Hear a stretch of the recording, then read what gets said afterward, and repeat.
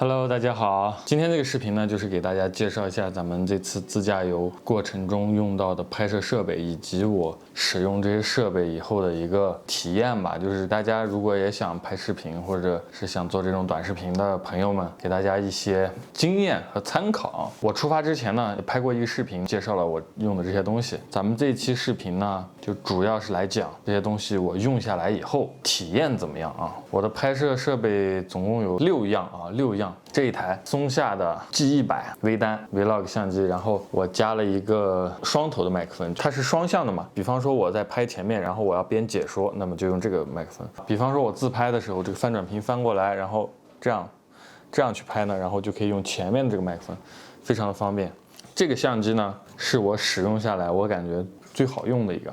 大家看到我的视频啊，大部分以第一人称视角，我手持走路呀，或者是在给大家讲解呀，大家看到的画面都是用这台相机拍的啊。大部分啊，60%、70%以上的素材都是出自这台相机的。就是我本人是松下的这个死忠粉啊，因为我自己的松下相机已经很多了啊。大家看一下正在拍我的这台，就是一个非常老的 GH4。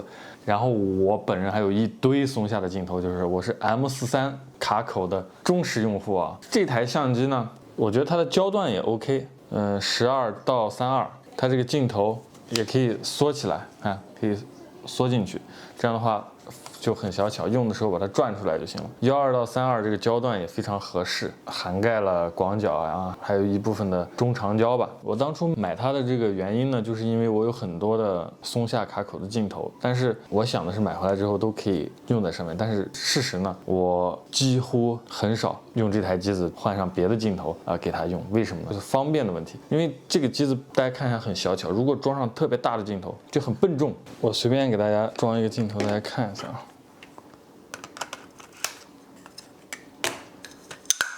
如果装一个这么大的镜头就太重了，而且也不方便携带，拿在手里也老往前栽，这样子就是手感就会变得很差。所以我在用它的时候呢，从来没有换过别的镜头。所以说买一个 Vlog 相机，我觉得就是你不要太在意啊，它能不能换镜头。实际用下来，我大部分时间都用它的这颗原装的这颗镜头。其实原装的这颗镜头画质也非常的好，而且带防抖啊，很方便。然后呢，我还对这台相机有一个小小的一个改进啊，大家看一下。我往它的这个自拍杆和这个相机中间加了一个这个小损快装器啊，给大家展示一下这个快装器是怎么用的。咱们首先先解锁，把它往外拔一下，转一下。好，然后现在一摁就分开了，看就分开了。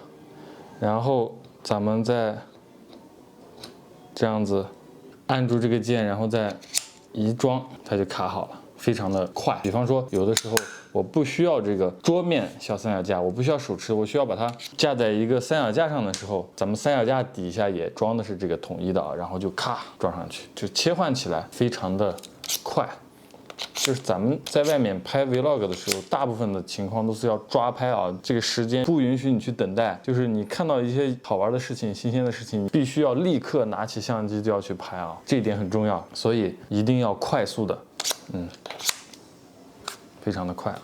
当时这台相机出的时候，它有一个什么，就是诺基亚的一个麦克风，就阵列麦克风，有3个麦克风，然后可以自动的选择，就是自动的收音啊。我用了一阵，我发现还是达不到我想要的一个收音效果，所以我往上加装了一个这个麦克风。其实它原机带的那个麦克风也可以啊，但是比那种其他的相机的原机麦克风要好得多，但是赶这种枪式麦克风啊，还是差一些，所以我始终都在上面装一个这个麦克风。然后还有一点就是，我看有些朋友说这个小三脚架这个旋钮说的拧的圈数太多，其实我用了一阵，我发现它并不是这样的，它确实拧的圈数很多。它是怎么用的呢？你要找到一个合适的阻尼，怎么样快速的调？它是有阻尼的，你看，你把这个调好了以后，你就不用再去动它了，你直接，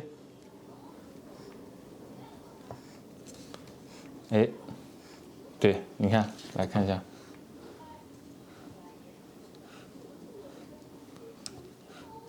其实它是这样用的，它这个阻尼是非常OK 的，你只用把它调到一个合适的力道，然后你就直接扳就行了。不用说你每次要调整一个角度，先把它拧上个几圈，把它松开，然后找好角度以后再把它锁紧。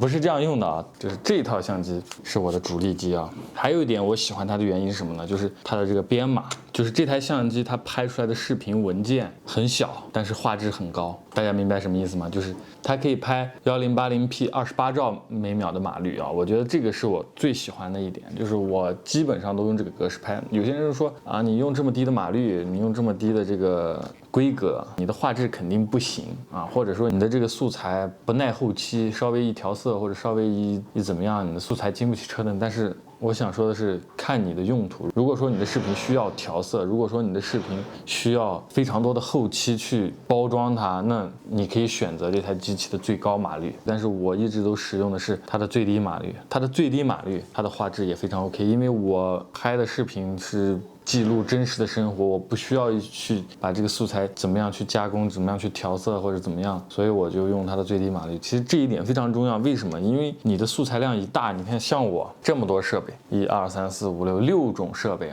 你想一想，你每天的素材大概是怎么样的一个量？我给大家说一下，我这次出去玩，平均每天都是70、80G 的素材，这么大的数据量，你的存储成本会大大的增加。像我现在每年至少要买2块硬盘。4T 的，每年至少得买2块，在不删除以前的素材的情况下，你得买2块，这都是成本。你旅行在外面长时间，对吧？你得用移动硬盘，移动硬盘也是成本。我这次就是出去带了块500G 的移动硬盘，存满不够，然后又买了一块1T 的。这台是我的主力机然后就是这台大疆的 Osmo Action 这台相机现在也是被我魔改了吧，加了一个兔笼，然后中间这一节也是个快拆看可以快拆，就是这样咔就是快拆，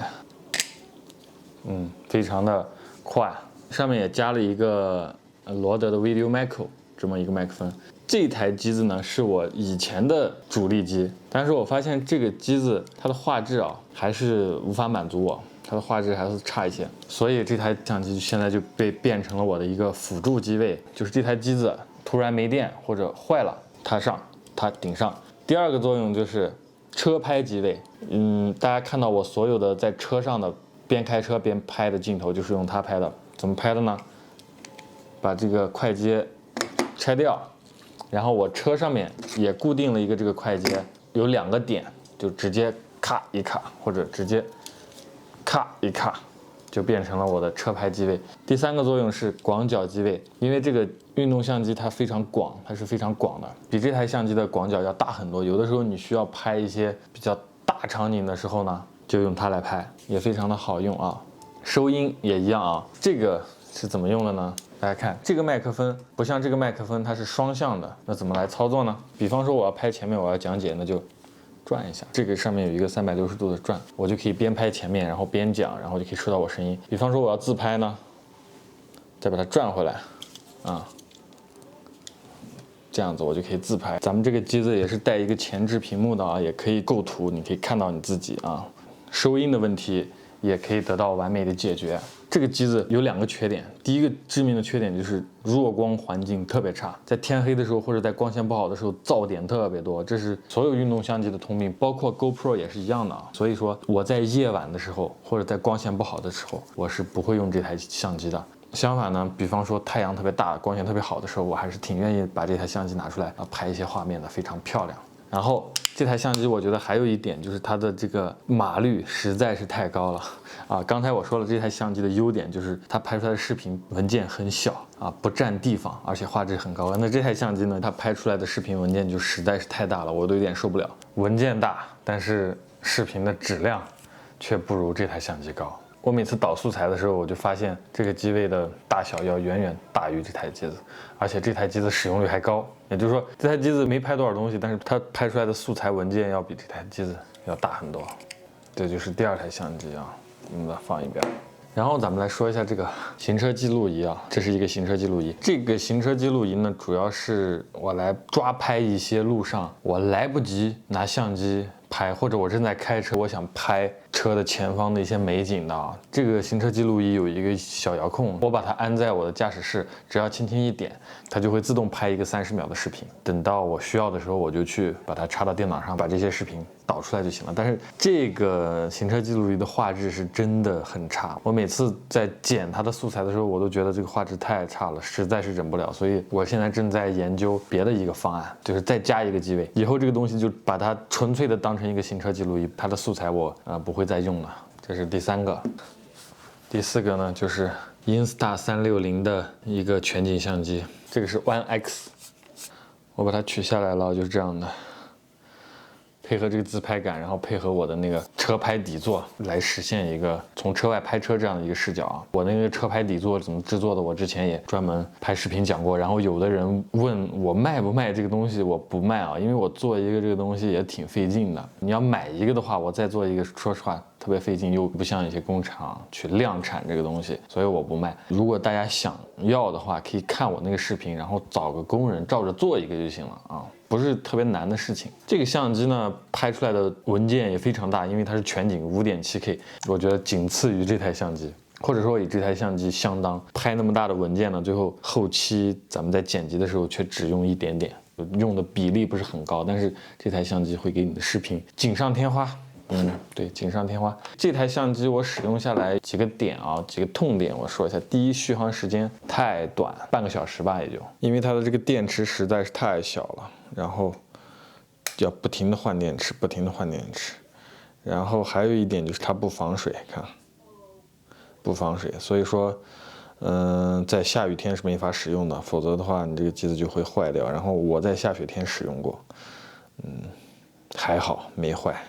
雪都糊在上面结冰了，你看这个充电口就裸露在外面，还有这个插卡的口，所以说不防水，这也是一个痛点。我在车里怎么控制它呢？就是手机里面有个 APP 可以跟它蓝牙连起来，然后手机就可以点录制，但是操作起来很麻烦，所以我还是决定买它的原厂的一个遥控器，这样的会比较方便。所以我打算为它再配备一个遥控器。然后这款相机出第2代了，第2代就防水了，然后续航能力大大提升，也很好。但是性能参数还是 5.7K 30帧。当时我看那个参数，分辨率没有提升，我觉得帧速率你得多少提升点吧，提到60帧，但是还是 5.7K 30帧，我觉得不太够用。因为开起车来比较快啊，尤其是拍运动的东西，30帧有的时候看上去不是那种很流畅、丝般顺滑的感觉。我暂时不考虑升级到它的第2代，继续用着，啥时候用坏了再说。然后再一个机位呢，就是我的手机了，我这个苹果7P 啊，双摄像头的。这个苹果手机拍视频的画质很高，我觉得